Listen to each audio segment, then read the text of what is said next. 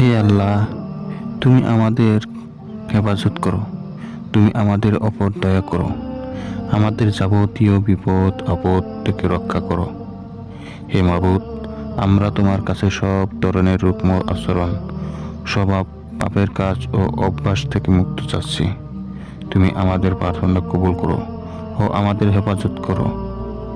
হে আমাদের প্রতিপালক, আমরা পাপ করে নিজেদের ওপর সীমাহীন জুলুম করেছি।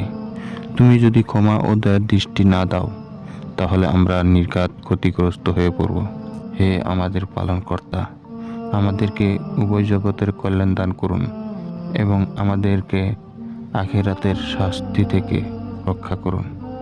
হে আল্লাহ, আমাদেরকে দুনিয়ার লাঞ্ছনা এবং আখিরাতের আযাব থেকে মুক্তি দান করুন।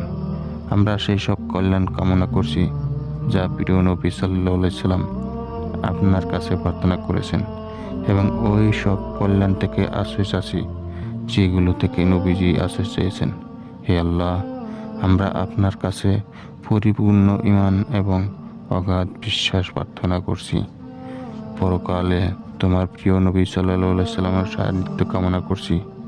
ইয়া আল্লাহ, আমাদেরকে সাহায্য করো, তোমার রহমত থেকে আমাদেরকে নিরাশ করো না। তোমার প্রিয় বান্দাদের যা দিয়েছো আমাদেরকে তা দান করো। তোমার কাছে আমরা যাবতীয় কল্যাণ প্রার্থনা করছি। প্লিজ সাবস্ক্রাইব করে দিন।